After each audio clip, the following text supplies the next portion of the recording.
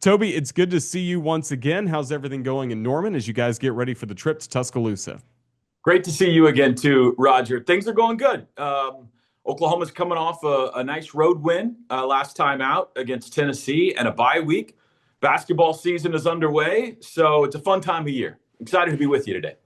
It certainly is a fun time of the year. Unfortunately, it wasn't much fun for us last year in Norman, Oklahoma. That tough loss to the Sooners in the next to last week of the season. But I'm curious, how did that win for Oklahoma kind of serve as a springboard to this 2025 year?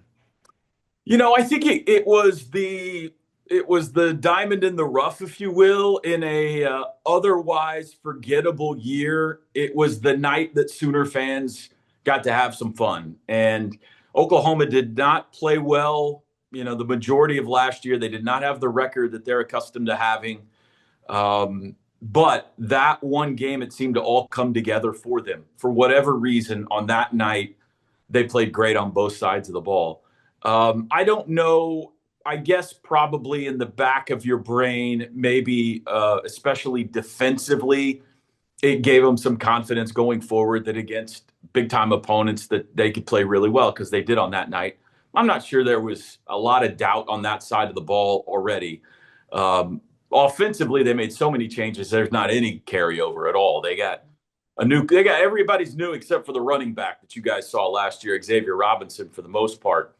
But yeah, it was a fun night. If you're a Sooner fan, obviously, that's not something that's going to happen very often. That kind of a win against a program like Alabama. And I'm sure that the Crimson Tide are out for revenge come up Saturday.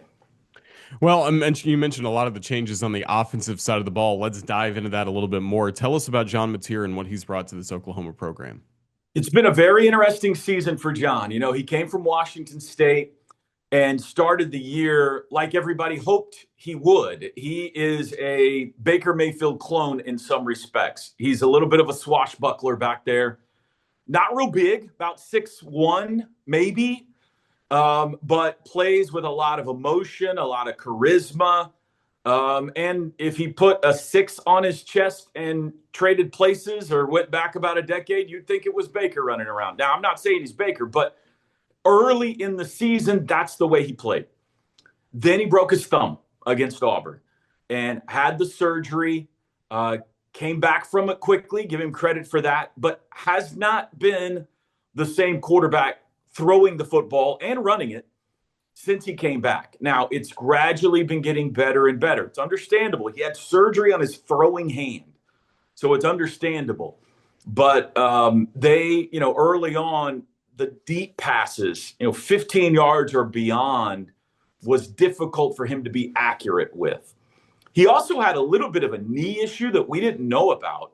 Brent Venables revealed that last week. From before the thumb surgery, he'd been dealing with a little something with his knee. And so it was curious as to why he wasn't running the ball as much or as effectively since he came back from thumb surgery as he did early in the year. He's a great runner. You look at his career rushing stats, and they're fantastic.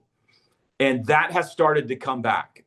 If you watch the Tennessee game, he looked more explosive with his legs. So, the hope is that with every passing week removed from surgery and with every week with a chance for his knee to heal up, that by by November and the end of the year, he can get back to the quarterback we saw early on. He was a Heisman contender, maybe a Heisman front runner the first 3 or 4 weeks of the year. He hasn't looked like that since. And he'll be key. How he plays, obviously, is going to be important Saturday for OU. And then who are the skill players around him that really get this offense moving? The wide receivers have been very good. Isaiah Satania transferred to Oklahoma from Arkansas. You're probably familiar with him. Great speed, a guy that they'll look to get the ball downfield. But more than that, they like to get him the ball in bubbles, crossing patterns, let him use his speed to try to break away from defenders. Deion Burks transferred from Purdue a couple of years ago and has been good, but not as good as a lot of people thought when he got here. He hasn't yet had the big games, the big moments, but he's capable of making good plays for them. And Giovanni Gibson was injured the first half of the year. Arkansas Pine Bluff transfer, a little more size. He's more of a possession third down type receiver. And then their tight end is a great story. Jaron Kanik, when you played Oklahoma last year, he was a linebacker for him. He was a Wildcat quarterback in high school. And so for this year, for his senior year, he asked if he could transfer back to the offensive side of the ball. He was getting some playing time, but not a lot at linebacker. And everybody kind of felt like, well, that's a cute story. It would be great if he could catch a pass this year. He's been tremendous. He's their starting tight end, up top 5 or so in the country in passing yards or receiving yards for tight ends. Not very big, 6'2", but has a real knack for kind of finding open spaces in a defense, especially if Mateer's scrambling around.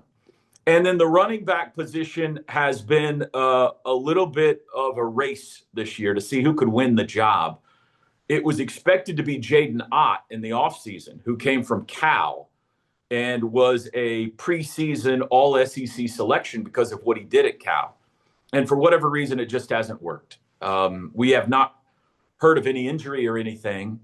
But every time he's had an opportunity, he's either missed a block or dropped a pass or just hasn't looked like the running back we saw there. I think he's got 20 carries for 66 yards this year. And over the course of time, they've gotten back to where they were at the end of last year, which is Xavier Robinson. The now sophomore who had the big game against Bama last year has had a tremendous last 2 or 3 games and has won the starting job. He's a bigger back. You'll also see Tory Blaylock, true freshman, on Saturday. A little more speed, a little more shiftiness than Robinson, but those are the 2 guys. Well, then on the defensive side of the ball, we've seen Brent Venables have great defenses against Alabama going back to his Clemson days, and now obviously with Oklahoma last year. What can you tell us about the Sooners on that side of the ball, and where do their strengths on defense this year? I think that it is important when you are in the Brent Venables system that you spend some time in it. It is a complicated defense that he runs. And he has a bunch of guys now who have been in it for 3 or 4 years. It is a heavily junior and senior defense. And so they have been able to play it instinctually this year, a lot faster than the first couple of years that he was here. The strength is the defensive line. They've got 4 defensive tackles that are probably all 4 NFL caliber guys. David Stone has come on this year. Grayson Halton's a little quicker than the rest of them. Jaden Jackson I call him Mount Kiliman Jackson. He's just a massive human being. Hard to move in the run game. So those guys are really good. One of the biggest questions Saturday will be the health of R. Mason Thomas. He is their best pass rusher, defensive end. Had that one-handed scoop and score where he's got a 25-yard stiff arm in that Tennessee game. He was injured on that play, pulled a quad, and we don't know. He didn't play the rest of that game. We don't know his status for Saturday. He is very important. He is, without a doubt, their best pass rusher. And I would say it's probably, the injury report has not come out as of taping this, but in my opinion, I would be surprised if he plays 2 weeks after a pulled muscle like that. But that defensive line's been great. They've got a solid group of linebackers: Kip Lewis, Kobe McKenzie, Owen Heineke, all nice players. Secondary has been good, but not tested a ton until they saw Joey Aguilar. And Joey Aguilar threw for almost 400 yards on him, but he also threw a couple of picks. So it's hard to know exactly. They're a veteran at the safety position. They do have a true freshman, Cortland Guillory, at corner, but he's probably been their best secondary player this year. So if there's a question on defense, it's in that secondary. Well, last time we talked about the first year of Oklahoma in the SEC, Toby, and I'm curious, just not just in football, but basketball, baseball as well, just how have Sooner fans adjusted to life in the Southeastern Conference and seeing all these different matchups over the last year? It's been fun. One of the coolest things for guys who do what we do, Roger, and fans who get to, have the luxury of being able to travel, and we have great fan bases at Alabama and Oklahoma and travel a ton, is to get to go to new stadiums, to get to experience new arenas, new fan bases, these great traditions that they have around the SEC. When you, as much as you love college football, basketball, baseball, when you go to the same places for decades and decades and decades, It's refreshing. Like there's a ton of Sooner fans who have never been to Tuscaloosa. Now OU has played there before, but it's been 20 years or more. So to get to see what Oxford, Mississippi, and Knoxville, Tennessee, and Columbia, South Carolina are like has been such a treat. And the traditions and the fans are the biggest difference for me in this conference from the others. It is just, well, I mean, the slogan is it just means more. The fans are incredible. The crowds are incredible.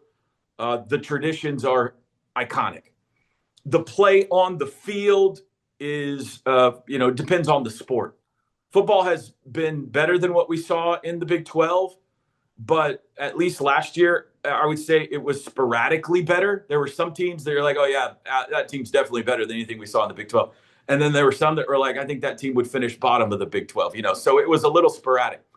Baseball blew my mind. Baseball by far has been the greatest experience in the SEC for me. It far and away exceeds anything that we've seen before. And basketball, even though the conference was great last year, was a little down atmosphere wise, fan wise, arena wise, everything from what we experienced in the Big 12. The Big 12 was, between Fog Allen Fieldhouse and Hilton Coliseum, West Virginia. They were a real passionate basketball conference. And the SEC, I think, is getting there and will continue to. It's on the court. It was incredible last year. So there's kind of a mix of what we've seen in this first year. All in all, it is so cool and an honor to be a part of what is unquestionably the greatest conference on the planet. And it's weird being the outsider. Oklahoma has been the hub of whatever conference it's been in for over 100 years. It's the big dog and the team that everything revolves. It's the sun that the rest of the conference revolves around, even Texas. And now they live kind of on the edge of the conference. It's a long ways to everywhere. And everybody in the SEC wants you to know you're the newcomer, And so that's been a little odd. You got to take your shoes off before you go into the living room. And, you're always visiting a new neighborhood. So that's a little bizarre. But in time, hopefully we'll be accepted. Oh, absolutely. And we'll get you out on this. You mentioned basketball. What can we expect from the Sooners on the hardwood this year? Great question. They're 1-1. They lost to Gonzaga. No shame in that on the road in game 2 of the year. But it's an almost entirely new roster. Darion Reed is here, a former Alabama player, obviously, is one of several big transfers that they added this year. Nigel Pack, big-time sharpshooter out of Miami. They got St. Joe's leading scorer, Xavier Brown. Tay Davis, tremendous player from Notre Dame. So how it's all going to come together and gel is yet to be seen. I think they are bigger for sure and a better shooting team than they were last year. We'll see if they're as good defensively and if they are a top half of the SEC type team or not. I haven't seen enough evidence yet to know that. But I'm still trying to learn everybody's name. You know how it goes in basketball. Such a change from year to year that the first 2 or 3 games of the season, I need them all to wear name tags. Yeah, absolutely. Well said. Well, Toby Rowland, thank you for the scouting report on Oklahoma. Can't wait to have the Sooners in town this weekend. Just thank you for your time. All the best. We look forward to seeing you Saturday. Thank you, Roger. I can't wait to experience Bryant-Denny Stadium for the first time. This is going to be such a treat. Great to talk to you.